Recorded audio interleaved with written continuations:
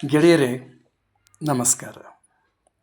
ಇಂದಿನ ವಿಶೇಷ ಕಾರ್ಯಕ್ರಮಕ್ಕೆ ನಿಮಗೆ ಸ್ವಾಗತ ಮತ್ತು ಸುಸ್ವಾಗತ. ಇಂದಿನ ಕಾರ್ಯಕ್ರಮದ ಶೀರ್ಷಿಕೆ ಬಸ್ಸುಗಳ ಅಪಘಾತ.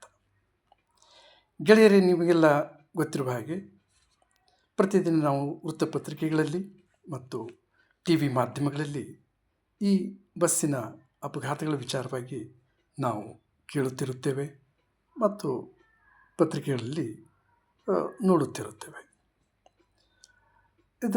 ಆದರೆ ಈ ಬಸ್ಸಿನ ಅಪಘಾತಗಳು ಏಕೆ, ಇವುಗಳನ್ನು ತಡೆಯಲು ಆಗುವುದಿಲ್ಲವೇ? ಇದೊಂದು ಮುಖ್ಯವಾದಂಥ ಒಂದು ಪ್ರಶ್ನೆ. ಬಹಳಷ್ಟು ಜನರು ತಮ್ಮ ಊರುಗಳಿಗೆ ಹೋಗಲು ಬೆಳಗಿನ ಹೊತ್ತಿನಲ್ಲಿ ಆಫೀಸು ಮುಂತಾದ ತಮ್ಮ ಕೆಲಸಗಳನ್ನು ಮುಗಿಸಿಕೊಂಡು ರಾತ್ರಿಯ ಬಸ್ಸುಗಳನ್ನು ಅವರು ಪ್ರಿಫರ್ ಮಾಡ್ತಾರೆ. ಇಲ್ಲಿ ರಾತ್ರಿಯ ಹೊತ್ತಿನಲ್ಲಿ ಮಲಗಿಕೊಂಡು ಬೆಳಗ್ಗೆ ಹೊತ್ತಿನಲ್ಲಿ 6-7 ಗಂಟೆ ಹೊತ್ತಿಗೆ ತಮ್ಮ ಊರುಗಳನ್ನು ಸೇರ್ತಾರೆ ಮತ್ತು ಅವರವರ ಮನೆಗಳಿಗೆ ಹೋಗಬಹುದು. So that they can save the time, day time, office ಮುಂತಾದವನ್ನು ಮುಗಿಸ್ಕೊಂಡು ಹೋಗ್ಬೋದು ಅಂತ. ರಾತ್ರಿ ಬಸ್ಸಿನ ಹೊತ್ತಿ ಬೆಳಗ್ಗೆ ಹೊತ್ತಿನಲ್ಲಿ ಅವರು ತಮ್ಮ ಊರುಗಳಿಗೆ ತಲುಪುತ್ತಾರೆ.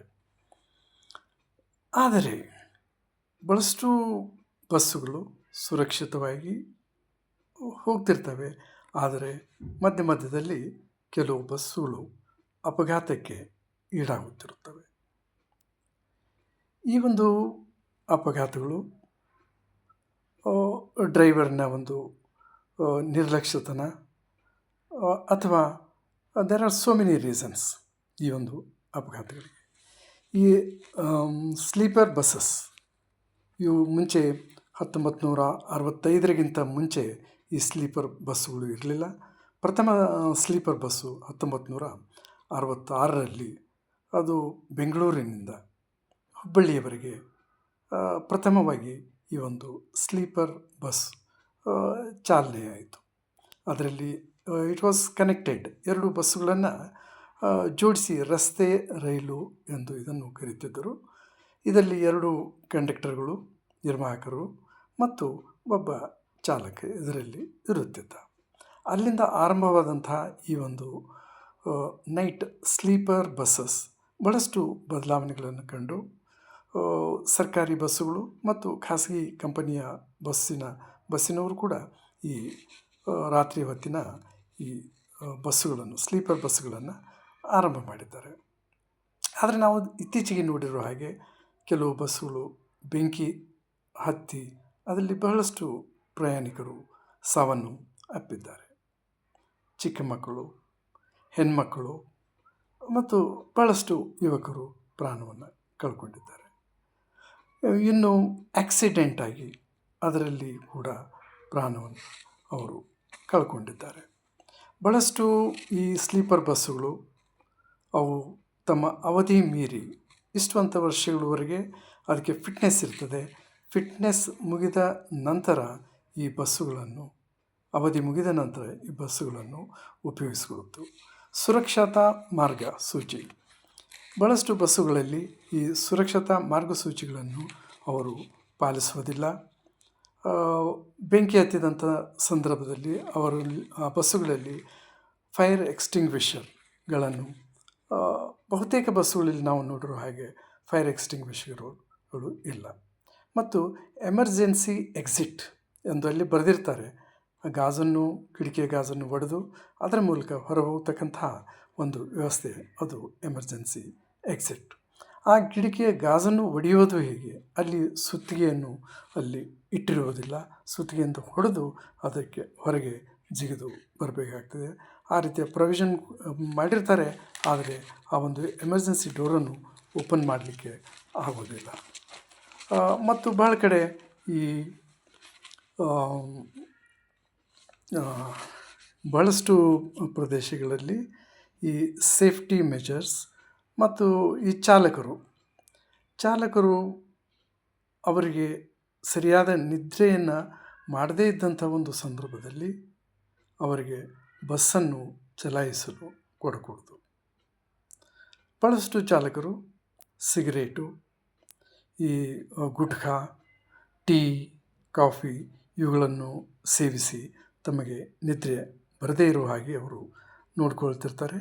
ಆದರೂ ಕೂಡ ಅವರು ನಿದ್ರೆಗೆ ಜಾರಿ ಬಸ್ಸು ಓಡುತ್ತಿರುತ್ತದೆ, ಆದರೆ ಚಾಲಕ ನಿದ್ರೆಗೆ ಜಾರಿರ್ತಾನೆ. ಅಂಥ ಸಂದರ್ಭಗಳಲ್ಲಿ ಬಸ್ಸು ಹೋಗಿ ಎದುರಿಗೆ ಇರತಕ್ಕಂಥ ಲಾರಿ ಅಥವಾ ಬೇರೊಂದು ಬಸ್ಸಿಗೆ ಹೊಡೆದು ಪ್ರಾಣಾಪಾಯಗಳು ಆಗುವ ಸಾಧ್ಯತೆಗಳು ಇದ್ದಾವೆ ಮತ್ತು ಭಾಳಷ್ಟು ಪ್ರಾಣಾಪಾಯಗಳು ಆಗಿದೆ. ಚಾಲಕನೂ ಕೂಡ ಅವನು ನಮ್ಮ ಹಾಗೆ ಅವನು ಒಬ್ಬ ಜೀವಿ. ಅವನಿಗೂ ಕೂಡ 6ರಿಂದ 8 ಗಂಟೆಗಳ ಕಾಲ ಒಂದು ನಿದ್ರೆಯ ಅವಶ್ಯಕತೆ ಇದ್ದೇ ಇರುತ್ತದೆ. ಅವನು ಒಂದು ಪಕ್ಷ ನಿದ್ರೆ ಮಾಡದೇ ಇದ್ದಲ್ಲಿ ಅವನು ಬಸ್ಸನ್ನು ಹತ್ತಕೂಡದು. ಇನ್ನು ಕೆಲವು ಚಾಲಕರು ಈ ಮದ್ಯವನ್ನು ಸೇವಿಸಿ ಚಾಲನೆ ಮಾಡ್ತಾರೆ. ಅದನ್ನು ಮಾಡಕೂಡದು. ಮದ್ಯವನ್ನು ಸೇವಿಸಿದಾಗ ಅವನು ಬಸ್ಸನ್ನು ಚಾಲನೆ ಮಾಡಕೂಡದು ಮತ್ತು ಇದರೊಂದಿಗೆ ಅವನು ಜಾಗರೂಕನಾಗಿ ಬಸ್ಸುಗಳನ್ನು ಓಡಿಸಬೇಕು. ಭಾಳಷ್ಟು ಚಾಲಕರು ಜಾಗರೂಕತೆಯಿಂದ ಓಡಿಸದೇ ಇರತಕ್ಕಂಥ ಒಂದು ಸಂದರ್ಭಗಳಲ್ಲಿ ಭಾಳಷ್ಟು ಅಪಘಾತಗಳಾಗಿ ಪ್ರಾಣಾಪಾಯಗಳು ಆಗಿವೆ. ಆದ್ದರಿಂದ ಅವನು ಅತ್ಯಂತ ಎಚ್ಚರಿಕೆಯಿಂದ ಅವನು ಬಸ್ಸುಗಳನ್ನು ಓಡಿಸಬೇಕು. ಈ ಸುರಕ್ಷತಾ ಮಾರ್ಗಸೂಚಿಗಳನ್ನು ಅನುಸರಿಸದೇ ಇದ್ದಾಗ ಭಾಳಷ್ಟು ಸಮಸ್ಯೆಗಳು ಅವು ಉಂಟಾಗುತ್ತವೆ. ಪ್ರತಿ ವರ್ಷ RTOನವರು ಈ ಒಂದು ಬಸ್ ಚಾಲಕರನ್ನು ಆರೋಗ್ಯ ತಪಾಸಣೆಯನ್ನು ಮಾಡಿ ಅವರು ಫಿಟ್ ಎಂದು ಅವರು ಒಂದು ಸರ್ಟಿಫಿಕೇಟ್ ಕೊಟ್ಟಾಗ ಮಾತ್ರ ಇವರು ಬಸ್ಸುಗಳನ್ನು ಓಡಿಸಬೇಕು. ಅದರ್ವೈಸ್ ಅವರು ಬಸ್ಸುಗಳನ್ನು ಓಡಿಸ್ಕೊಳ್ಳೋದು. ಕೆಲವು ಚಾಲಕರು ಅವರಿಗೆ ಕಣ್ಣುಗಳೇ ಸರಿಯಾಗಿ ಕಾಣೋದಿಲ್ಲ, ಆದರೂ ಕೂಡ ಅವರು ಕಷ್ಟಪಟ್ಟು ಹಾಗೆ ಬಸ್ಸುಗಳನ್ನು ಓಡಿಸ್ತಾರೆ. ಇನ್ನು ಹೇಳಬೇಕಂದ್ರೆ ಒಬ್ಬ ವ್ಯಕ್ತಿ ಒಂದೇ ಒಂದು ಕಣ್ಣು ಅವನಿಗೆ ಇರ್ತದೆ, ಆದರೂ ಕೂಡ ಅವನು ಬಸ್ಸು ಓಡಿಸ್ತಿರ್ತಾನೆ. ಇಂಥ ಒಂದೇ ಒಂದು ಕಣ್ಣು ಇರ್ತಕ್ಕಂಥ ವ್ಯಕ್ತಿಗಳಿಗೆ ಬಸ್ಸುಗಳನ್ನು ಓಡಿಸಲು ಅವಕಾಶ ಕೊಡಕೂಡದು ಮತ್ತು ಅವನಿಗೆ ಬಸ್ಸನ್ನು ಕೊಡಬಾರದು.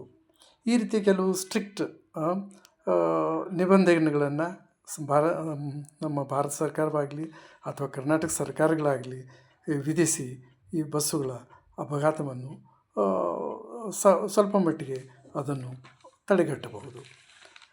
ಮತ್ತು ಸ್ಟ್ಯಾಂಡರ್ಡ್ ಆಪರೇಟಿಂಗ್ ಪ್ರೊಸೀಜರ್ಸ್ ಅಂತ ಏನು ಹೇಳ್ತಾರೆ, ಆ ರೀತಿಯ ಸ್ಟ್ಯಾಂಡರ್ಡ್ ಆಪರೇಟಿಂಗ್ ಪ್ರೊಸೀಜರ್ಗಳನ್ನು ಕಟ್ಟುನಿಟ್ಟಾಗಿ ಈ ಜಾರಿಗೆ ತರಬೇಕು ಮತ್ತು ಅವುಗಳನ್ನು ಪಾಲನೆ ಮಾಡದೇ ಇದ್ದಂಥ ಒಂದು ಸಂದರ್ಭದಲ್ಲಿ ಒಂದು ಸ್ಟ್ರಿಕ್ಟಾಗಿ ಖಾಸಗಿ ಬಸ್ಸಿನವರೇ ಆಗಲಿ ಅಥವಾ ಗೌರ್ಮೆಂಟ್ ಬಸ್ಸಿನವರೇ ಆಗಿರಲಿ ಅವರ ವಿರುದ್ಧವಾದ ಕಠಿಣ ಕ್ರಮಗಳನ್ನು ಕೈಗೊಳ್ಳಲೇ ಬೇಕು.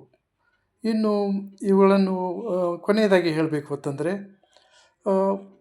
ಒಂದು ಅತಿಯಾದ ವೇಗದ ಚಾಲನೆ ಭಾಳಷ್ಟು ಈ ಬಸ್ಸಿನ ಚಾಲಕರು ಬಸ್ಸುಗಳನ್ನು ಒಂದು 80 ಸ್ಪೀಡ್ ಮ್ಯಾಕ್ಸಿಮಮ್ ಸ್ಪೀಡ್ ಅದನ್ನು ದಾಟಿ ಅವರು 100, 120, 140 ಓಡಿಸ್ತಕ್ಕಂಥ ಚಾಲಕರು ಇದ್ದಾರೆ.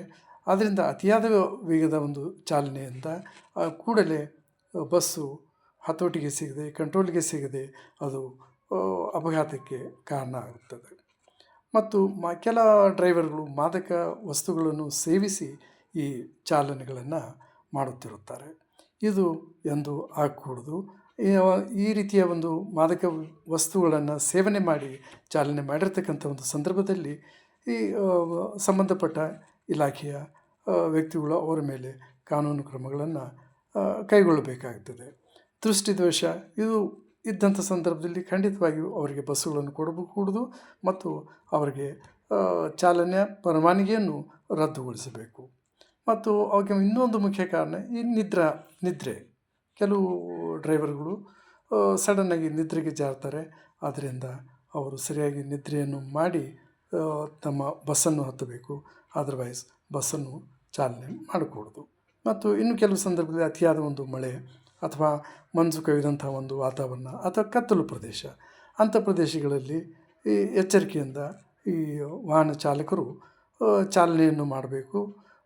ಮುಂದೆ ಸರಿಯಾಗಿ ಅವರಿಗೆ ದೃಷ್ಟಿ ಅಥವಾ ಕಾಣದೇ ಇದ್ದಂಥ ದೃಶ್ಯಗಳು ಕಾಣದೇ ಇರ್ತಕ್ಕಂಥ ಸಂದರ್ಭಗಳಲ್ಲಿ ಇವು ಬಸ್ಸಿನ ಒಂದು ಅವಘಡ ಉಂಟಾಗಿ ಆಕ್ಸಿಡೆಂಟ್ ಆಗ್ತಕ್ಕಂಥ ಒಂದು ಸಾಧ್ಯತೆಗಳಿರ್ತದೆ. ಅದನ್ನು ಕೂಡ ಅವರು ಅವಾಯ್ಡ್ ಮಾಡಬೇಕು. ಹೀಗೆ ಕೆಲವು ಕಟ್ಟುನಿಟ್ಟಿನ ಕ್ರಮಗಳನ್ನು ಕೈಗೊಂಡು ಈ ಬಸ್ಸುಗಳು ಅಪಘಾತ ಆಗದೇ ಇರುವ ಹಾಗೆ ನೋಡಿಕೊಳ್ಳೋದು ಬಹಳಷ್ಟು ಒಳ್ಳೆಯದು. ಮತ್ತು ಈ ಜನರ ಒಂದು ಜೀವಕ್ಕೆ ಅಪಾಯವನ್ನು ಅವಾಯ್ಡ್ ಮಾಡಬಹುದು. ಅದರಿಂದ ಎಲ್ಲ ಒಂದು ಮುನ್ನೆಚ್ಚರಿಕೆ ಕ್ರಮಗಳನ್ನು ತೆಗೆದುಕೊಂಡು ಬಸ್ಸನ್ನು ಚಲಾಯಿಸಿದಾಗ ಅಪಘಾತಗಳನ್ನು ಆಗತಕ್ಕದ್ದನ್ನು ತಡೆಯಲು ಸಾಧ್ಯವಿದೆ. ಗೆಳೆಯರೇ, ಇದಾಗಿತ್ತು ಇವತ್ತಿನ ವಿಶೇಷ ಸಂಚಿಕೆ. ಮತ್ತೆ ಹೊಸ ಸಂಚಿಕೆಯೊಂದಿಗೆ ನಾನು ಬರುತ್ತೇನೆ. ಅಲ್ಲಿವರೆಗೆ ನಮಸ್ಕಾರ.